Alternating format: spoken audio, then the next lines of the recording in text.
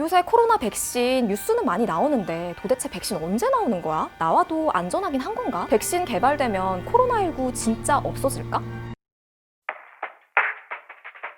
안녕하세요. 요즘 뜨는 것들의 거의 모든 것을 짚어보는 문화센터 홍클의 홍상주입니다.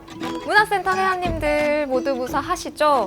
제가 여러분들이 남겨주시는 댓글 다 지켜보고 있습니다. 이거 너무 약간 공격하는 것 같나? 제가 일일이 다 답변 드리긴 어렵지만 여러분의 댓글이 저에게 늘 큰 힘이 되고 있다는 사실 기억해 주시고요. 오늘 주제는요. 요새 코로나19 관련 뉴스를 보다 보면 가장 많이 나오는 키워드 중에 하나를 가져와 봤습니다. 바로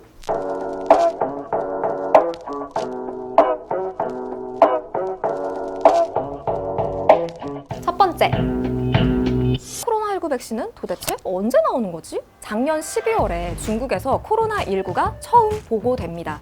그리고 지금 뉴스들을 보면은 백신이 올해 안에 나온다, 뭐 내년에 나온다, 내년 말에 나온다, 아니다 내년 중순에 나온다, 이런 뉴스들이 막 쏟아지고 있어요. 이게 근데 내년 말이라고 생각해도 코로나19가 처음 보고된 작년 12월로 생각해 보면은 딱 2년인 거거든요.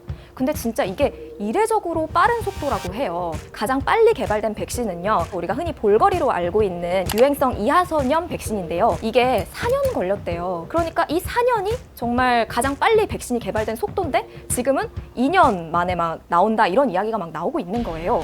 그런데요, 또 생각해보면요, 과거 뭐 메르스나 사스 같은 이 코로나 바이러스가 매개가 된 바이러스 감염병은요, 아직까지 백신이 나온 사례도 없어요. 근데 왜 우리는 벌써부터 내년에 코로나 백신 나온다, 뭐 이런 뉴스를 보고 있는 걸까요? 현재 전 세계가 백신 개발을 위해서 거의 전쟁을 하다시피 총력전을 기울이고 있고요. 지금 백신 개발을 위한 모든 행정 절차가 최소화되고 있기 때문이에요. 그럼 여기서 백신이 개발되는 과정을 짧게 설명을 드려보자면요. 먼저 설치류나 영장류를 대상으로 전임상 단계를 거친 다음에 인간을 대상으로 1차 임상시험, 2차 임상시험, 3차 임상시험, 우리가 흔히 1상, 2상, 3상이라고 하는 단계를 거쳐서 보건당국의 승인을 받아야 합니다. 일상에서는 보통 소규모 인원에게 백신을 접종한 다음에 그 사람 몸 안에 바이러스와 싸울 수 있는 항체, 이 감염성을 중화시키는 항체를 중화항체라고 하는데요. 이 항체가 심어지는지를 확인을 하고요. 일상에서 유의미한 결과가 나오면은 이상에서는 좀 더 연구를 확대해서 정말 이 예방 효과가 얼마나 있는지, 그리고 정말 안전한지, 부작용이나 이상 반응 같은 게 없는지를 살펴보고요. 이게 또 3상이 보통 일이 아니에요. 일단은 뭐 수천 수만 명 그 임상시험 대상을 모아야 하고, 그런 임상시험 대상군한테 백신을 주사했을 때 백신을 주사하지 않는 사람들보다 실제로 예방 효과가 더 있는지도 입증을 해야 되기 때문에 이 3상 시험도 사실 보통 일은 아니죠. 그런데 지금 이제 한창 개발이 되고 있다라고 나오는 그 백신들을 보면은 지금 3상을 거치고 있어요.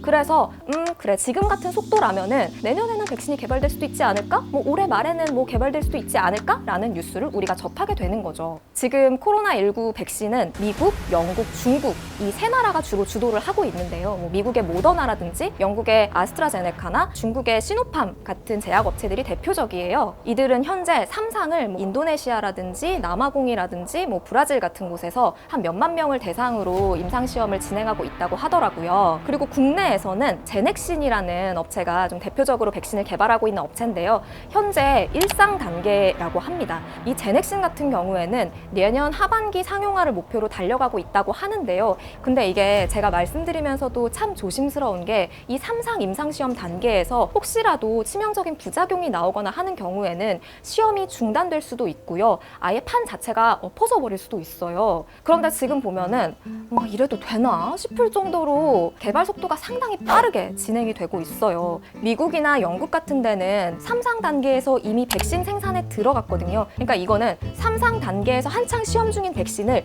미리 생산해 놨다가 승인이 나면은 이제 동시에 그 생산한 백신까지 풀어버린다는 거예요. 그만큼 좀 이 팬데믹 상황이 급박하다고 보고 있는 거고, 사실은 3상 단계에서 부작용이 날 경우 이 판이 만약에 엎어져 버린다면은 백신은 다 날려버리는 건데 그만큼 좀 위험성을 감수하겠다는 거죠. 이렇게 급박하게 백신이 개발되고 있는 상황은 전문가들 입장에서도 굉장히 예외적인 상황이라고 해요. 백신은요, 치료제와 달리 진짜 건강한 일반 시민들이 맞아야 되는 거잖아요. 그래서 효과도 효과인데 안전의 문제를 2번, 3번 짚고 넘어가야 한다는 거죠.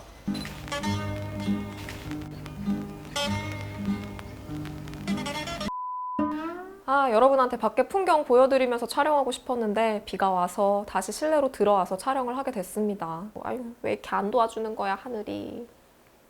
아무튼 두 번째, 백신이 개발된다고 하더라도 이게 또 생산이 되려면 공장이 세워지고 막 이런 과정이 필요하거든요. 한마디로 백신이 개발됐다고 해서 전 세계 국민들이 딱 백신 딱 맞을 수 있는 상황이 아니라는 거죠. 이런 상황에서 누가 제일 처음 백신을 개발하고 누가 최대한 물량을 확보할 것인지를 두고 백신 패권 전쟁이 벌어졌다고 해도 과언이 아닌 상황입니다. 미국은 초고속 작전이라고 하는 백신 개발 프로젝트를 통해서 유망한 백신 개발 업체들, 뭐 모더나라든지 아스트라제네카 같은 이런 업체들에 거의 수조 원 가까이를 투자하고 있어요. 그만큼 백신 확보에 열을 올리고 있는 상황인데요. 트럼프 정부는 뭐 올해 11월에는 백신 접종이 가능하도록 하겠다 뭐 이렇게 공언을 하는 상황이에요. The vaccines are coming. 이게 사실은 11월에 대선 앞두고 있잖아요. 그래서 이 트럼프 정부의 좀 속내가 보이는 이런 상황에서 재정이 상대적으로 열악한 개발도상국들은 소외가 될 수밖에 없어요. 그래서 세계보건기구 WHO는 코로나19 대응을 위한 협력체를 구성해서 코백스라고 하는 백신 개발 공동구매 프로젝트를 진행을 합니다. 일명 공구죠. 여기에는 우리나라를 포함해서 노르웨이라든지 일본이라든지 독일이라든지 70여 개국 정도가 참여를 하고 있다고 해요. 자력으로 구매할 수 있는 나라들을 통해서 일단 재정을 확보합니다. 그러면 백신이 개발되면 이 재정을 갖고서 백신을 구입하는 거죠. 이렇게 확보된 백신은 코백스에 참여한 70여 개국뿐만 아니라 재정이 열악해서 백신을 살 수 없는 개발도상국 90여 개국에도 같이 공평하게 배분을 한다는 게 이 코백스의 지침입니다. 20억 회분의 백신을 사들일 재정을 모으는 게 목표인데 아직 목표치에는 도달하지 못했다고 해요. 일단 미국이 WHO가 좀 중국 편향적이다라는 걸로 지금 불만을 갖고 있는 상황이기 때문에 난 여기서 빠질게 라고 한 상태거든요. 그리고 코로나19 하면 빼놓을 수 없는 인물이요. 바로 빌 게이츠입니다. 사실 빌 게이츠는 코로나19 이전에도 백신 사업이라든지 이런 질병 퇴치를 위해서 꾸준히 지원을 해온 인물이기도 해요. 지난 8월에는 빌 게이츠와 멜린다 게이츠가 이사장으로 있는 빌 앤 멜린다 재단에서 코로나19 백신 개발을 위해 1억 5천만 달러, 1,800억의 자금을 지원하겠다고 발표하기도 했습니다. 그리고 이렇게 확보한 백신은 재정적으로 백신을 사들일 수 없는 빈곤국에 지원하겠다 라는 발표를 하기도 했습니다. 세 번째, 우리 인류의 역사에서 바이러스 감염병의 역사는 곧 백신의 역사와 직결됩니다. 감염병이라는 현상에 맞서서 인간이 인위적으로 만든 가장 큰 무기가 바로 백신이 아닐까 싶어요. 그렇다면 최초의 백신은 언제 나왔을까요? 1796년에 에드워드 제너라는 의사가 처음 예방접종 이 백신을 시도했는데요. 당시에 영국에서는 천연두가 유행했다고 해요. 근데 이 시기에 제너가 이런 소문을 듣게 된 거예요. 소젖을 짜는 목장 일꾼들은 천연두에 걸리지 않는데 소에도 천연두와 비슷한 우두라는 병이 있는데 소와 접촉한 사람이 우두에 걸리면 천연두보다 훨씬 약하게 앓고 지나간다는 거예요. 여기서 착안해서 제너는 천연두 바이러스보다 약한 우두 바이러스를 인위적으로 사람에게 주입을 합니다. 인류 최초의 백신, 예방주사, 바로 종두라는 거예요. 그 이후에 소의 라틴어인 바카에서 따와서 백신이란 단어를 처음 사용했다고 해요. 그러면 백신은 코로나19를 100% 막을 수 있을까요?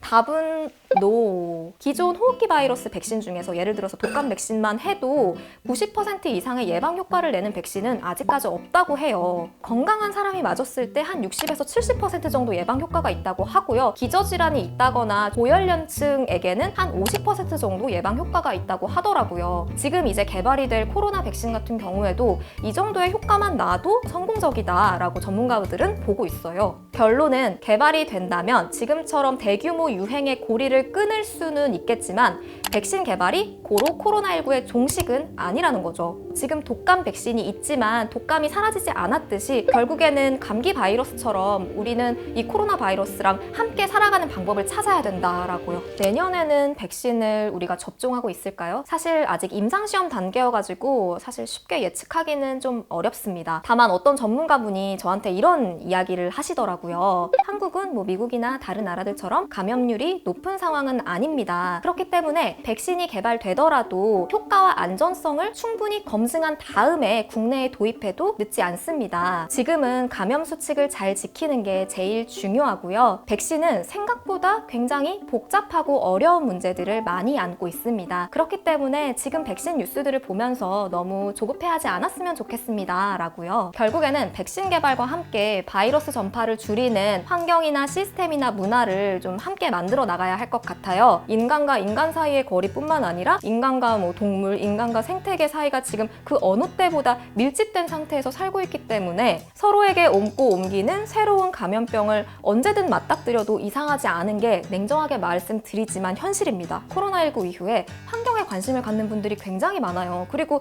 우리가 요새 사람과 사람 이렇게 만나도 위생예절 이런 거 전보다 훨씬 더 많이 챙기고 있잖아요. 현실을 직시하고 함께 나아가다 보면 생각보다 답은 가까운 곳에 있지 않을까요?